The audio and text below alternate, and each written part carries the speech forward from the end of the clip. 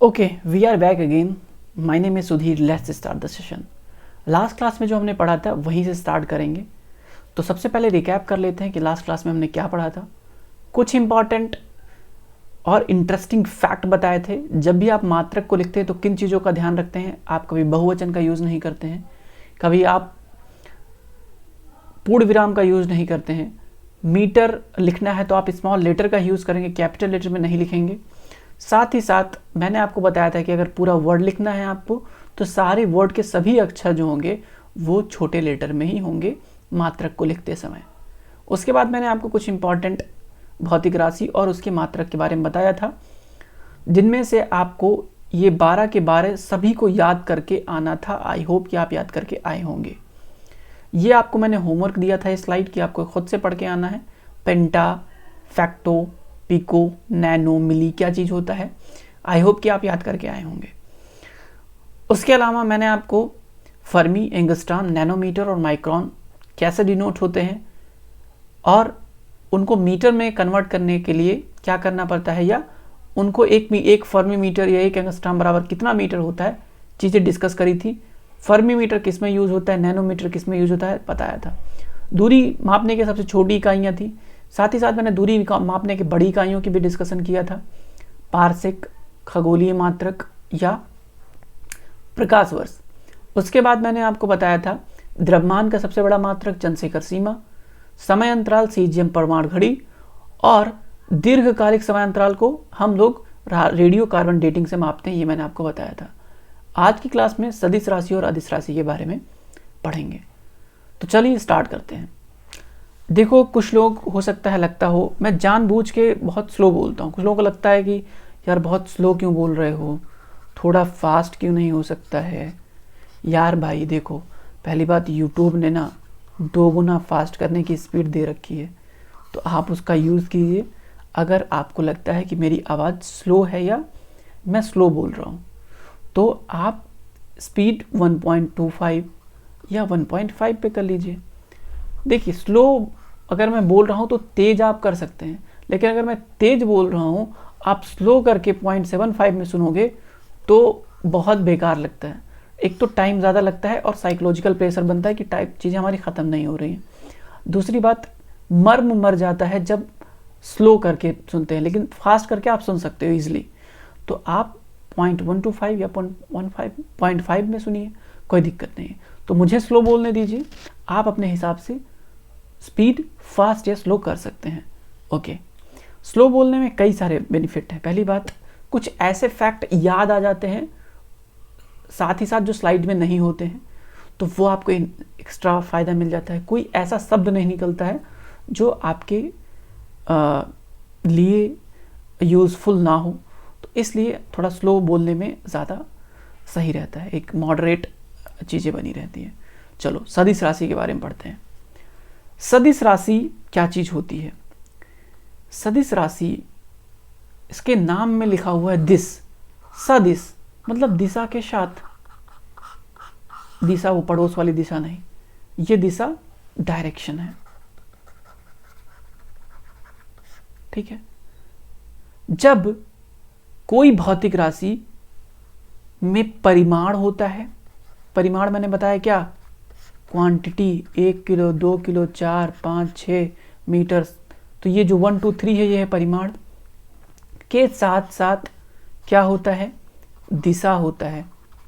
पूर्व, पश्चिम, उत्तर, दक्षिण, north east, south west. जब ये होता है तो उसको बोल देते हैं सदिश राशि। इसके कुछ एग्जाम्पल्स हैं वेग, त्वरण, मंदन, स्थापन, बल, बलाघूर्ण, चुंबकीय आघूर्ण, चुंबकीय क्षेत्र की तीव्रता, भार, प्रतिबल और पृष्ठ का क्षेत्रफल। ये कुछ इंपॉर्टेंट एग्जाम्पल्स हैं। इनमें हम एक एक कुछ जो है, जैसे वेग, त्वरण, मंदन, विस्थापन, इन सबको मैं बहुत डिटेल से आगे पढ़ाऊंगा, तो इनका टेंशन नहीं लेना है कि ये सदिश हैं कि अदिश हैं, क्यों हैं, आगे हम इसकी चर्चा करेंगे। दूसरी बात, अच्छा मैं एक एग्जाम्पल से यहाँ तो समझा ही देता हूँ। जैसे मंदन, तो मंदन में क्या है, कोई व्यक्ति, कोई ट्रेन जा रही होगी तो कोई दिशा में जा रही होगी, पूर्व, पश्चिम, उत्तर, दक्षिण जा रही होगी, तो क्या मिल गया, दिशा मिल गया। मंदन, मंदन मतलब स्पीड स्लो हो रही है, 2 की स्पीड से चल रहा है, फिर 1 की स्पीड से चलेगा, फिर आधा की स्पीड से चलेगा, ठीक है, 0.5 की स्पीड से, तो क्या हो रहा है, मंदन हो रहा है। तो क्या आ रहा है, परिमाण 2, 1, 3, 2.5 आ रहा है, नहीं आ रहा है, तो दिशा भी आ गया, परिमाण भी आ गया, तो उसको बोल दिया हमने सदिश राशि। अच्छा, अब अदिश राशि क्या होती है? अदिश राशि वे राशियाँ होती हैं जिनमें सिर्फ और सिर्फ परिमाण होता है। कोई कह दे कि 1 मीटर लंबा था भाई तार हमारा, तो अब ये थोड़ी ना पूछेगा उत्तर में लंबा था कि दक्षिण में लंबा था कि साउथ में, किसमें था, ये तो नहीं पूछने जाएगा। तो लंबाई एक अदिश राशि है। आयतन, घनत्व, समय, ताप, कार्य, ऊर्जा, विद्युत धारा, आवेश, प्रतिरोध, विभव, विशिष्ट ऊष्मा, ये सब एक अदिश राशियों के एग्जाम्पल्स हैं। आई होप चीज़ें आपको समझ में आई होंगी। एग्जाम्पल से समझ में आया होगा कि मैं क्या कहना चाहता हूं। चलो अब देखो ध्यान से, एक इसका एक्सेप्शन है जिससे क्वेश्चन आता है, पूछ लेंगे उपरोक्त में से कौन सा अदिश राशि है, और उसी में दे देंगे विद्युत धारा। विद्युत धारा एक ऐसा मात्रक है, एक ऐसी राशि है जिस राशि में परिमाण, माफ कीजिए, परिमाण और दिशा, एक ऐसी राशि जिसमें परिमाण और दिशा दोनों हों, फिर भी वो अदिश राशि हो।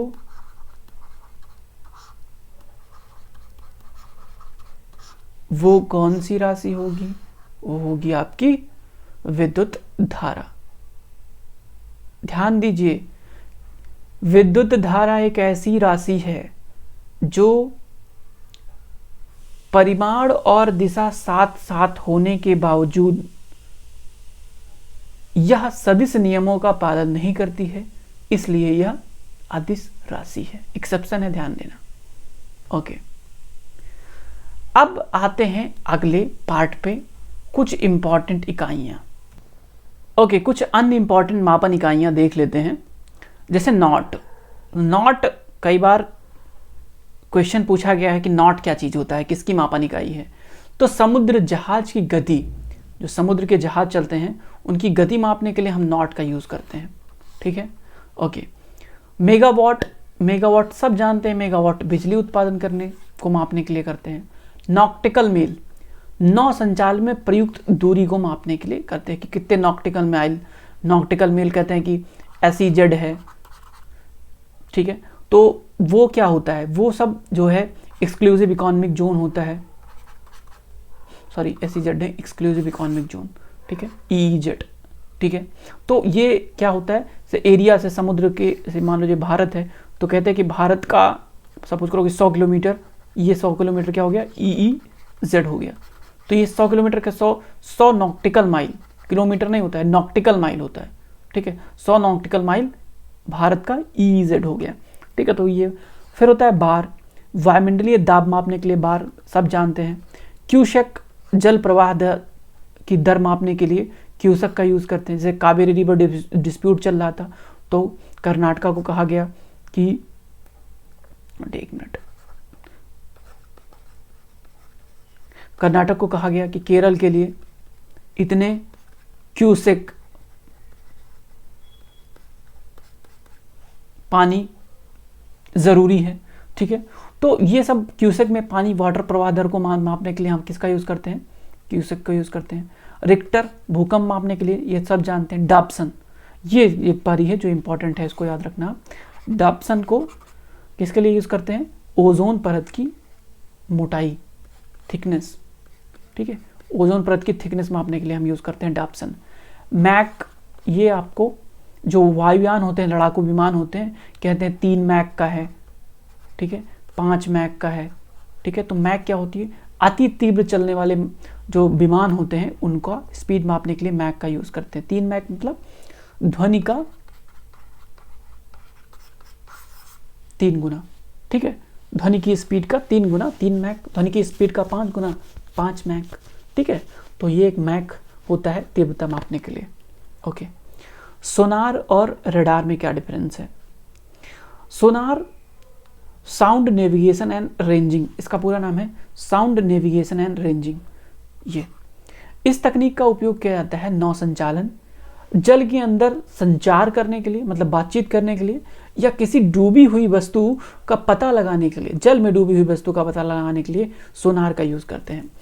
एक इंपॉर्टेंट फैक्ट है कि सोनार में कौन सा वेव का यूज किया जाता है, तो सोनार में अल्ट्रासोनिक वेव्स का यूज किया जाता है, अल्ट्रासोनिक, ठीक है।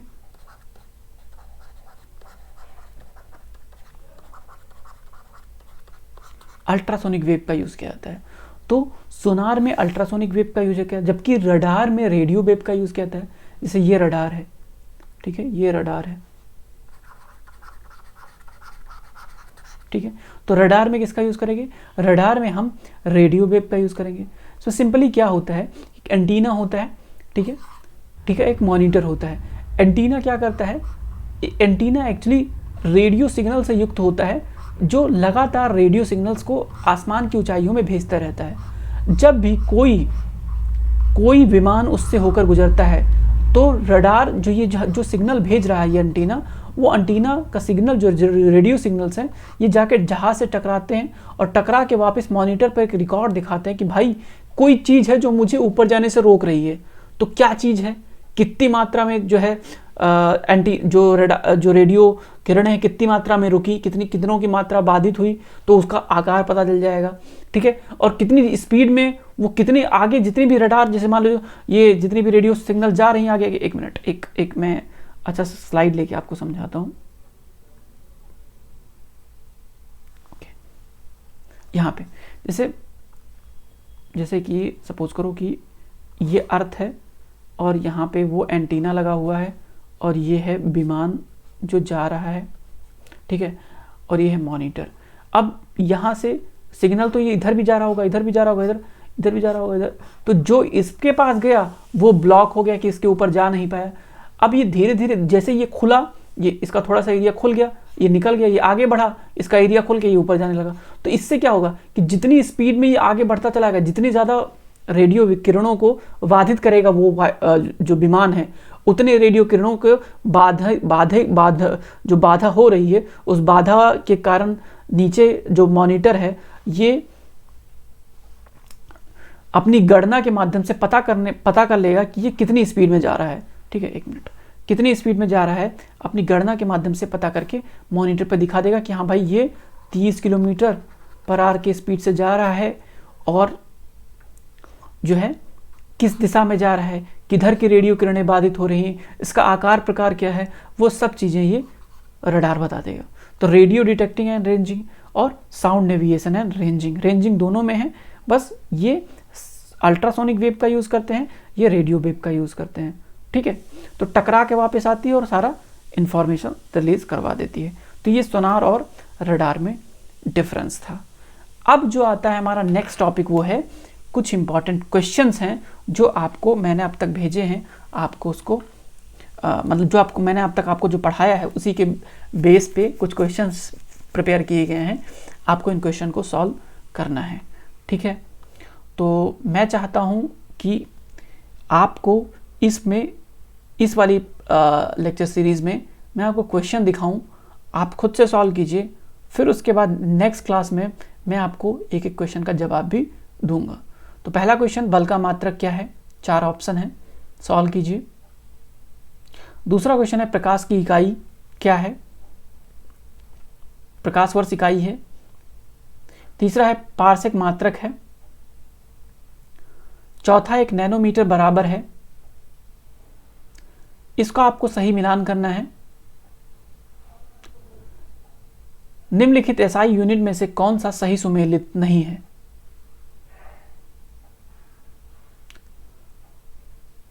जूल ऊर्जा से उसी तरह संबंधित है जैसे पास्कल से। पास्कल संबंधित है किससे? निम्नलिखित में से कौन सा एक सही सुमेलित नहीं है?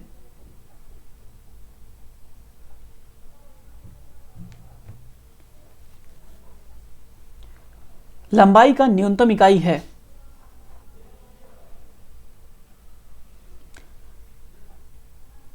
निम्नलिखित में से कौन सा एक वायुमंडल के ओजोन परत की मोटाई नापने की इकाई है? सब मैंने पढ़ाया है। आप ये वीडियो प्रीमियर होगा तो आप जब ये लाइव हो, लाइव में देखें और लगातार आप जवाब दें। इसलिए मैं थोड़ा रुकता हूं और आपके जवाब टाइप होने तक का वेट करता हूं। कल की क्लास में हम इसका डिस्कशन करेंगे। सोनार का उपयोग किया जाता है।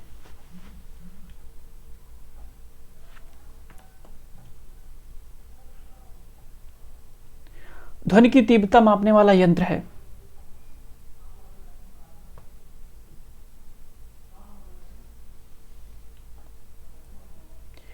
एनीमोमीटर से मापन किया जाता है।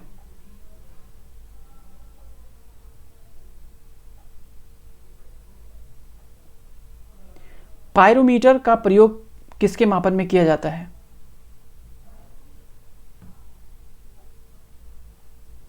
वायुमंडलीय दाब को मापने हेतु प्रयोग होने वाला यंत्र है।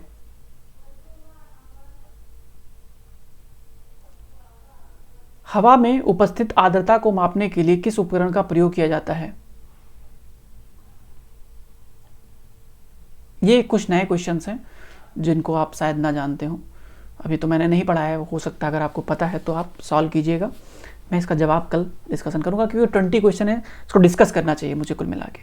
तो मैं इसलिए अभी तुरंत डिस्कस नहीं कर रहा हूँ इस वाली सीरीज में। मैं चाहता हूँ कि आप खुद से कीजिए और कल की क्लास में हम इसका डिस्कशन करेंगे। प्रकाश की तीव्रता मापी जाती है। रडार उपयोग में आता है। भूकंप की तीव्रता मापी जाती है। और लास्ट क्वेश्चन है, फेदोमीटर का उपयोग नापने में किया जाता है किसके? ये 20 क्वेश्चंस थे जो मैंने आपके सामने स्लाइड सिर्फ रखी। मैं चाहता हूं कि आप इसका जवाब दीजिए और कल जब हम इसका डिस्कशन करें तो अपने जवाब का मिलान कीजिए कि आपने कितना सही किया, कितना गलत किया। और क्वेश्चंस लगाने सबसे ज़रूरी हैं। मैं बता दूं, आप सुन लें, निकल जाएं, उससे कोई फ़ायदा नहीं है। क्वेश्चन खुद से अटैम्प्ट करें, क्योंकि खुद से ही आपको अटैम्प्ट करना है एग्जाम में। ठीक है, तो मिलेंगे नेक्स्ट क्लास में। Thank you so much for watching.